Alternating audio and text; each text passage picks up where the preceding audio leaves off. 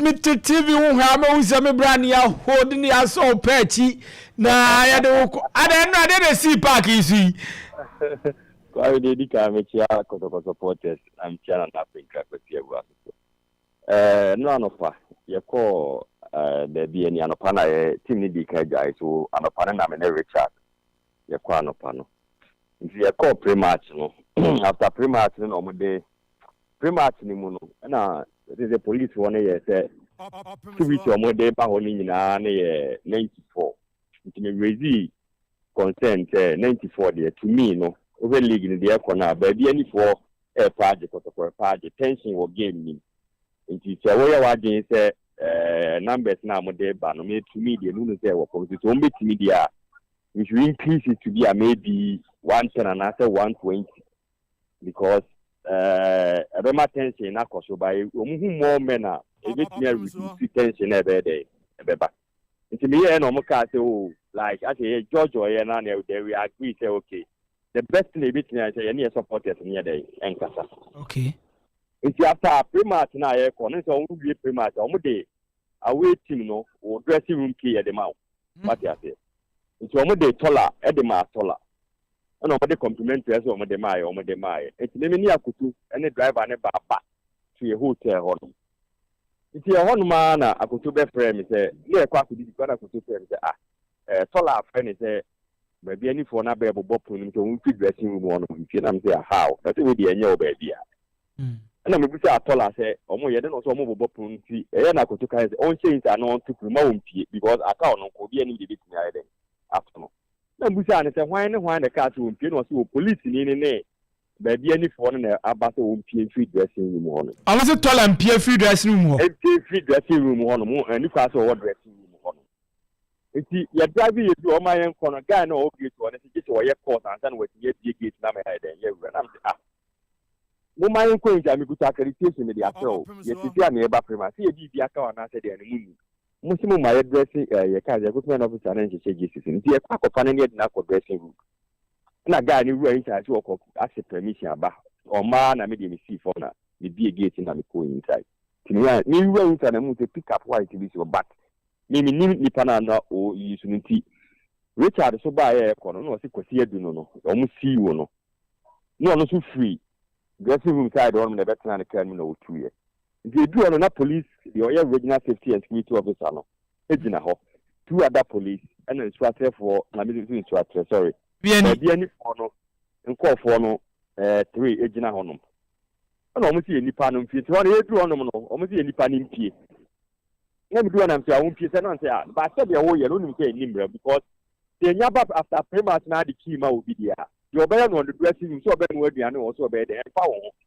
aye team na we team no dey o ye no ye o tie no nye problem na nipa ni be chi gate camera be ba be twa ti say na wo so man nti na won for time be wa be ye enye ba bia to na me catch police officer say the omo ye no enye ba bia na police officer na be ka say ya discuss o prematch na say how we nye prematch asemu because what follow match be brave it say na ma we say ni en ka o prematch ase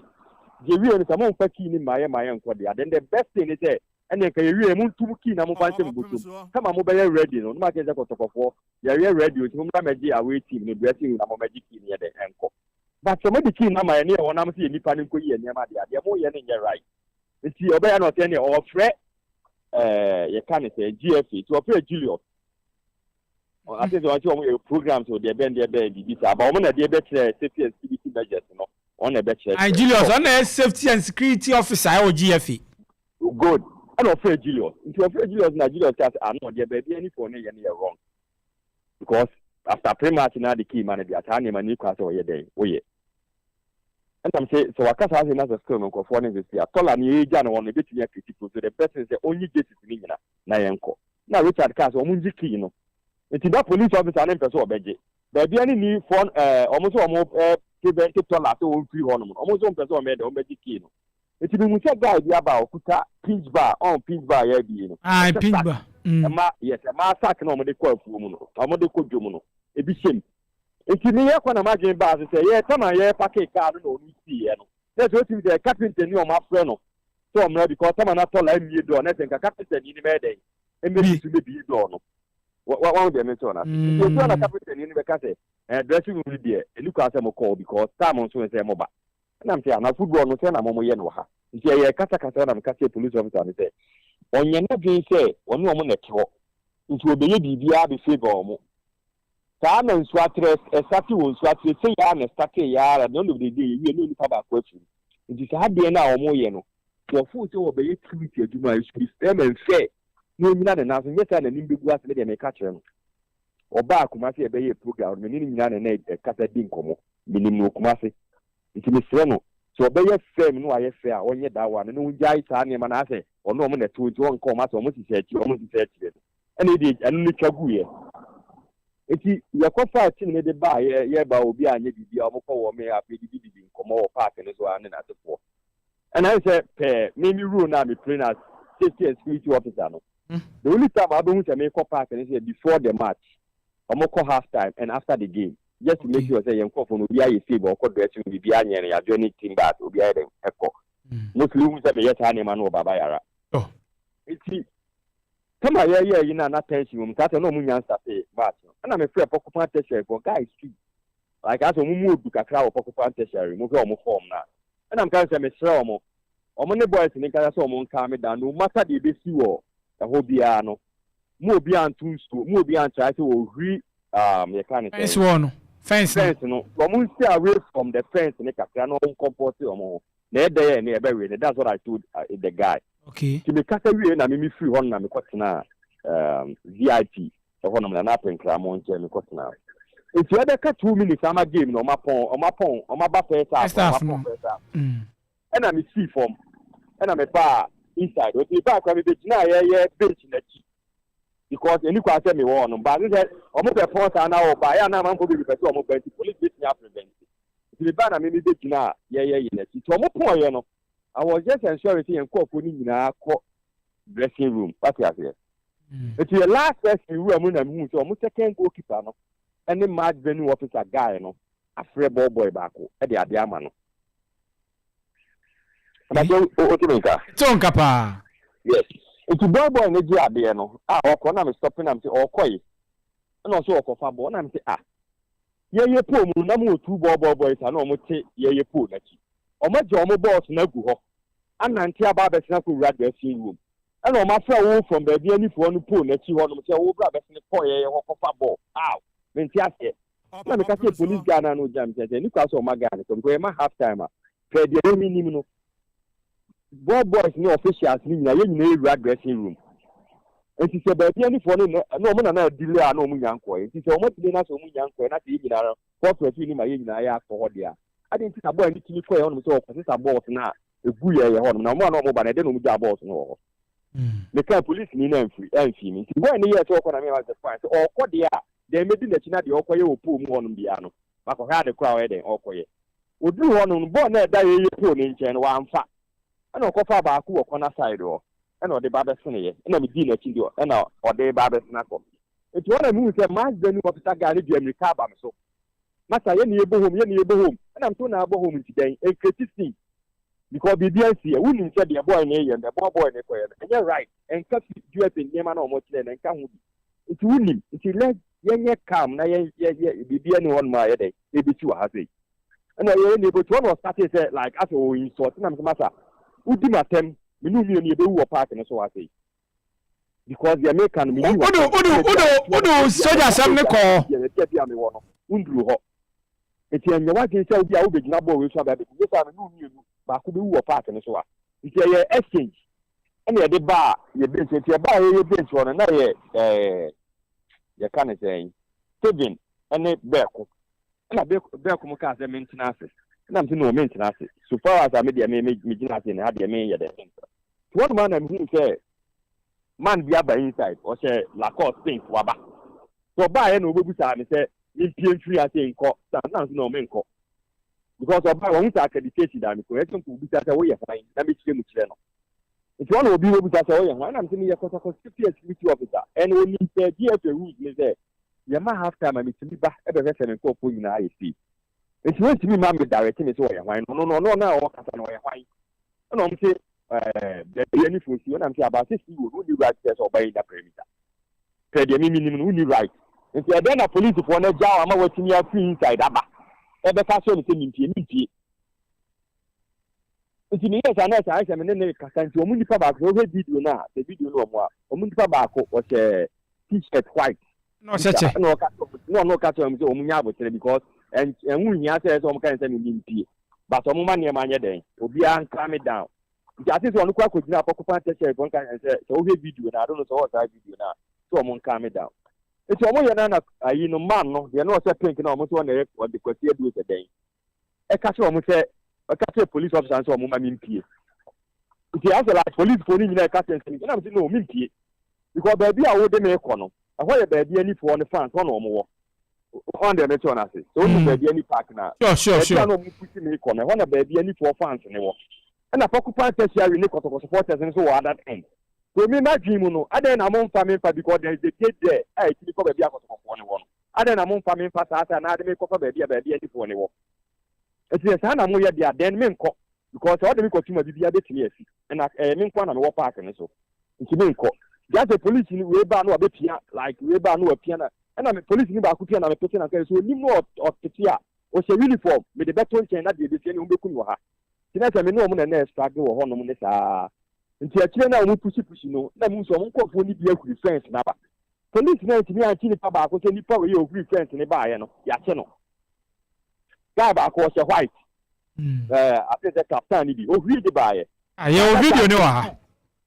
yes the other guy was a blue I saw run atade etite na atade I don't know say no say me na ma tete na atade o say den etite na atade and one guy be as VIP no otem nchen e so ba no kan say amini ni na try dey mama na ba park mu ni mpie na so ni mpie eti me no mo struggling na ye ko side oni na police for ni gbe kira o ma to mu pia na ye mpie no na me say no ya bi o mo ko ne de se me ka se me ko ho no ma na me boa nti akire ya me be gate no na mu say na pinkra Dr. Ike ene ikoto supporters ni bi aba be gina gate no ho no to na mu say no for now they had me safe nti say me kom kura na bi si a at least ye let me aye den a protect me ho na ma me de ko ewura ho nti ye po game ni gina wie ye no na boy no match be ni officer guy no e ko press on bloody me pa ma chew na kan say me ni issue football ne be ye but me ni problem nti ma me ni ase na bloody so na me champion me ni problem na me dey chief pass na the call after the game see o no mo friend ko see adu be boom kotodwe e wona na apin credit guy say we sorry the FCB game na mpanche wona na kasa wie ya no sa be boom kotodwe o na me ya mi pe kan so we na the report e game but pastor three say obakuma say me na me ayo o ka sa asem ne kire no obakuma say na me ni kuma say but man say we three say obakuma say a na ma sa ade anya bibia bi because we see o no we see ba that's all is as police o me the same thing na police e wo ba bia ni o mu ti wo e start your call boy ni ko wuye no nti de na wo ye ni adwin be na na wo ti e ka wo kra wo ba no na akra be ka me support ana so be ka me police for no na mo be kasa but nko fu every friends ba na wo ni nyina na start o mo fa ni ti na kwa me mi ta asem we o park e wo de fan say na din se money wo park ni so e na bia supporters e pe me abo me pitch ni so any fans ni mi fa na yesi en ka pitch ni so kra na ye good eti ade na police ni mu nyansa mu no tanya boni na wo mutirimu a na ye bo apaye na wo mutirimu a ade na mu yi mi afie pitch ni so na ye stage ade ya ko fans ni eti ya sama me kan se na sama maka o ba bia ni se the GFA for ni kwese Ghana football ni ko na ni na manfo ba betwe e ma bibia ye yi a the best thing they should do say any match bi o mo ko bo bia they should involve the police me say police for ni nyomo dwa but ye nyomo ye on local areas because omo dey omo next nti boy nipa ni din samoni a wontimi nya so ofu say soldier ni gina ho na guy ni free fence ni ba ya ko beti free fence dabi nko mani ndu ka ba ka na free fence wo ba no kuta se kan se kuta tu a nko de ba be wo mi mate ko de ba be wo mi o soldier ni gina ho yes say DSA for ni pe ye o ma soldier ni na be gina ho o mo fa soldier ni na stadium ene no bi aba o say bambo wo ni so obetimi aba be ye bibia wo ye because when you need to say police for no so I'm not stadium abewu but commander say me be cast supporters every supporter bia wo ko stadium bia na omo ane ho ole wu ye me nye so say na no pa obi atumi asori afre ne yire abuja ne say na o mani ko school say no aduane be na omo de be ko say no mu be di Obia nkwa ehunhia no. Nti the GFA ni you ready so be protect. Na de bi o mema se teams akese je kotoko ne ha so mo use national sports stadiums na say o mo kọ na amanfo obetimi ba de tutu kotoko obetimi ko di ha. Na police asa escort no no mo de nipa ne ko fi obi amfani sanka obi aho.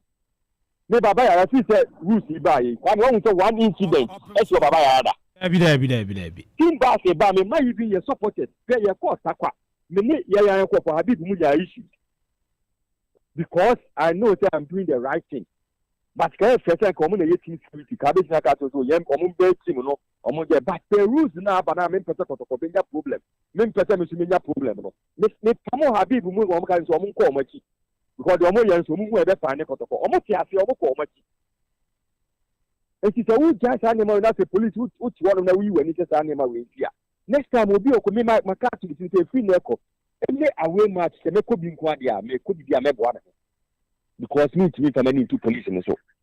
kede ye timi ye ni wi okuma asema ni ye mu bi a ho to no me ni dey ko other centers so me timi ye the same thing na kame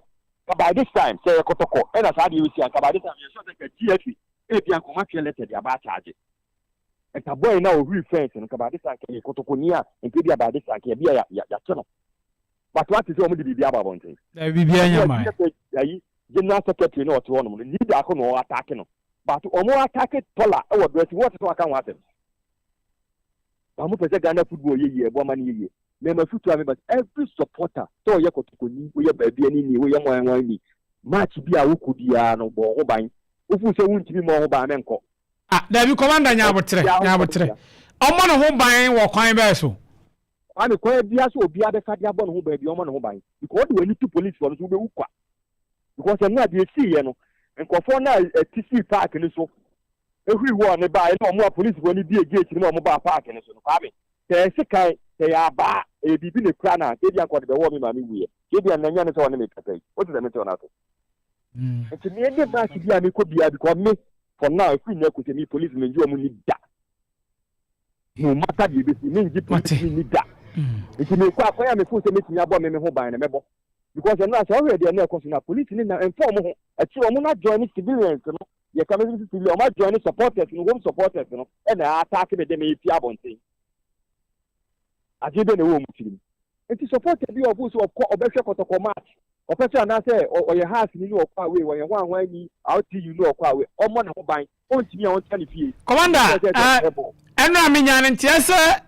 na emema mani bi gina kira na omo so pese omo bam izan say omonya ntiese ya attack o kwame hwe tenye say ye be start ball no me ne pokupan tertiary for guys ne kasa ya